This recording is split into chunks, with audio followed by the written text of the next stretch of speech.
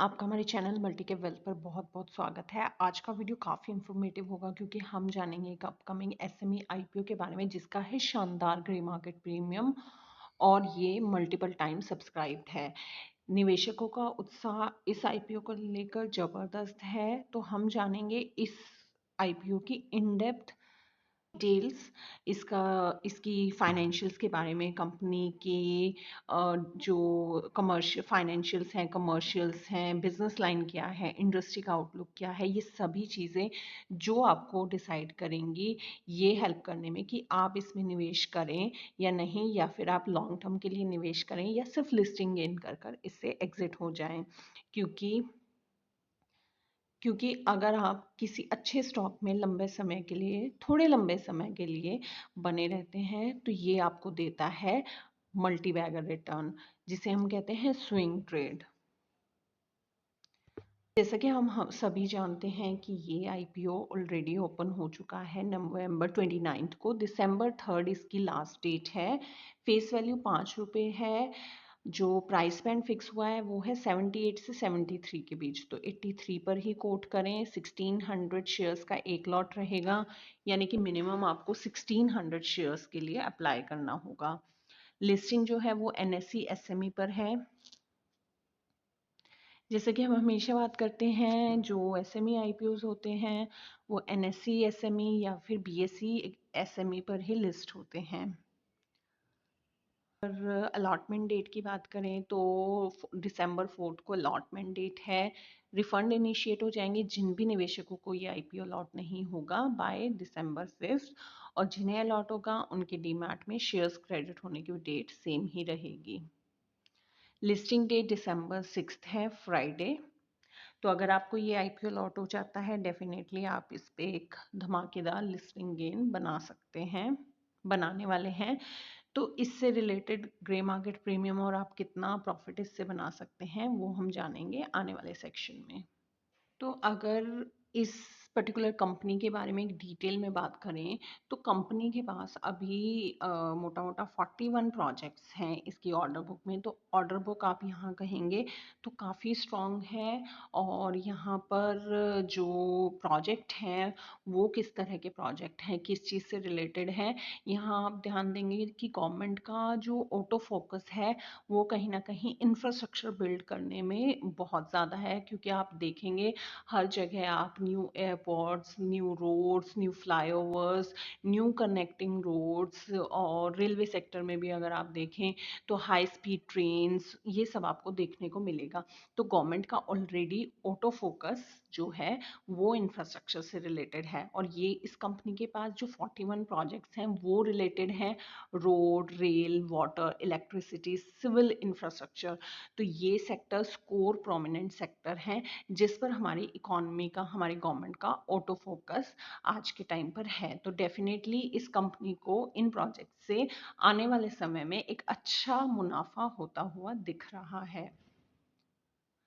और यहाँ पर अगर बात की जाए कि यहाँ ये जो आईपीओ से कंपनी मनी रेज करने जा रही है उसका जो रिक्वायरमेंट है वो लॉन्ग टर्म बिजनेस रिक्वायरमेंट के लिए ये जो कंपनी है वो पैसा इकट्ठा कर रही है to expand their operation, land bigger contracts and fortify its position as a leader in the infrastructure industry.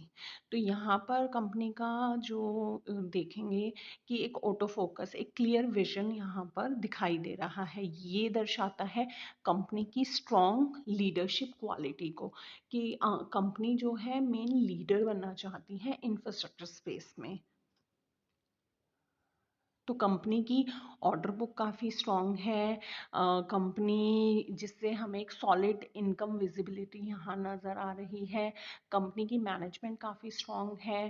Company अपने ऑपरेशन से यहाँ पर एक्सपेंड करना चाहती है अपने ऑपरेशन को, और ऑपरेशन से ही अपनी जो इनकम है वो बनाना चाहती है, और साथ ही मार्केट लीडर बनना चाहती है। ये कंपनी 2017 में फॉर्म हुई थी और जो कंपनी है जैसा कि हम नाम से भी जान पा रहे हैं, ये एक कंस्ट्रक्शन कंपनी है, तो इंफ्रास्ट्रक्चर रिलेटेड कंपनी है जो majorly industrial, civil, residential and commercial buildings में डेवलपमेंट में इसका रोल रहता है। साथ ही road, railway, power, water distribution जैसे प्रोजेक्ट्स में भी ये कंपनी अक्रॉस इंडिया में काम करती है।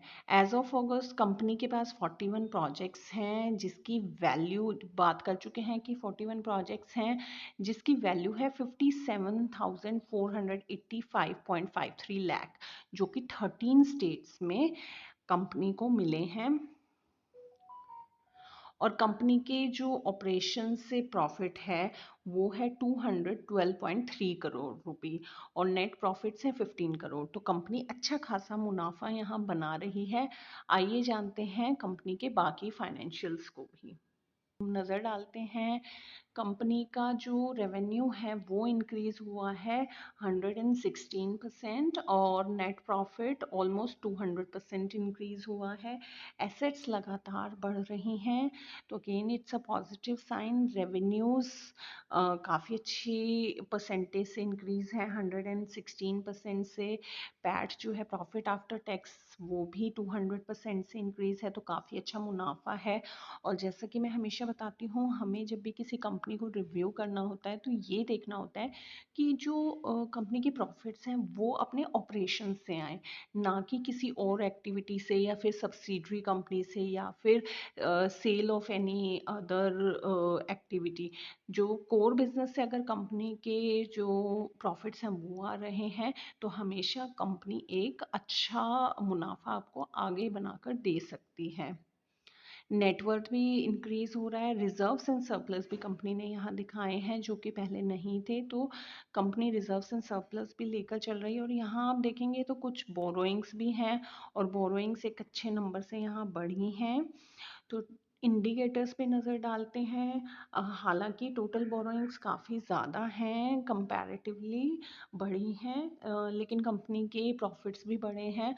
और डेट टू इक्विटी रेशियो यहाँ 1 से कम है और काफ़ी मिनिमम है, ऑलमोस्ट 0.16, जो कि एक अच्छा डिसेंट नंबर है। यानी कि कंपनी ऑलमोस्ट डेट फ्री आप यहाँ कह सकते हैं।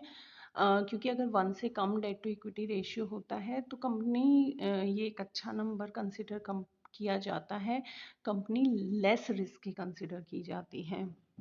रिटर्न ऑन इक्विटी काफ़ी अच्छा है, डबल डिजिट 11-12 से ऊपर रिटर्न ऑन इक्विटी, जैसा कि मैंने पहले भी वीडियोस में बताया है, एक अच्छा नंबर होता है। यहाँ 29.74 है, again it's a good indicator. उसके बाद return on capital employed is again 35.7, it's is also a very good number. तो कंपनी के जो फाइनेंशियल्स हैं वो यहाँ से काफ़ी साउंड नज़र आ रहे हैं। कंपनी के पास अगर आप यहाँ कहें तो स्ट्रॉन्ग, अगर प्लस पॉइंट्स की बात करें तो स्ट्रॉन्ग फाइनेंशियल्स हैं कंपनी के, स्ट्रॉन्ग ऑर्डर बुक है,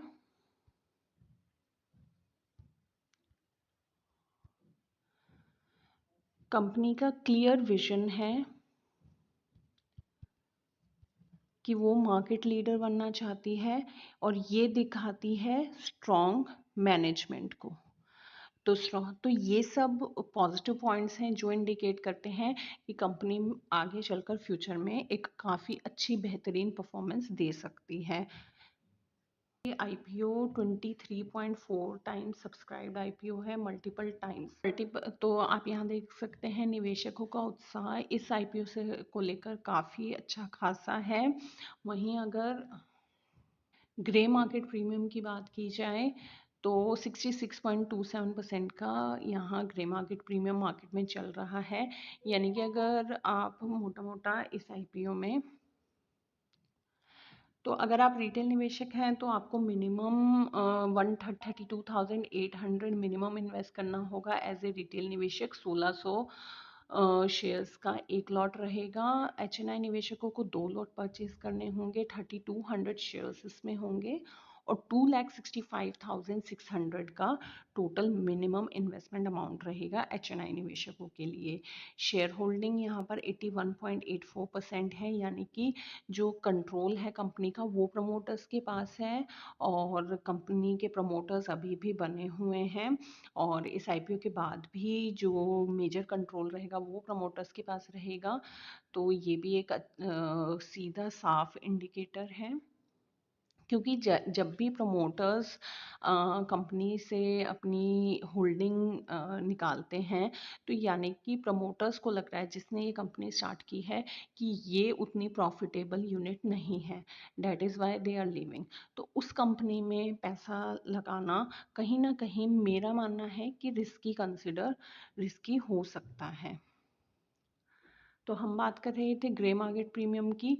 तो यहीं अगर आप एज अ रिटेल निवेशक 1,32,800 रुपीज़ अगर इस IPO में निवेश करते हैं, तो ग्रे मार्केट प्रीमियम के अनुसार आप 66,900 का प्रॉफिट इस पर्टिकुलर IPO से लिस्टिंग डे के आसपास बना सकते हैं। ये किसी की ग्रे मार्केट प्रीमियम श्योरिटी नहीं है कि IPO इसी लेवल पर लिस्ट होगा, बट एक रफ आइडिया है कि मोर और लेस इसी के आसपास IPO लिस्ट हो सकता है। तो ये दर्शाता है एक अच्छे उत्साह को, पॉजिटिविटी को, कंपनी के अच्छे फाइनेंशियल्स को।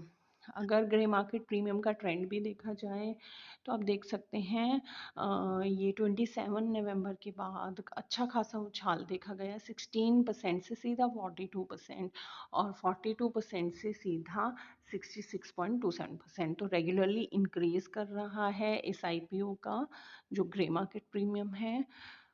तो मैं इस IPO के लिए पॉजिटिव हूँ, और इस कंपनी के फाइनेंशियल्स को देखते हुए कंपनी में लॉन्ग टर्म के लिए भी निवेश किया जा सकता है। बाकी आपकी राय इस IPO के बारे में क्या है? क्या आप इसमें निवेश कर रहे हैं या नहीं? मुझे कमेंट सेक्शन में बताना बिल्कुल ना भूलिएगा।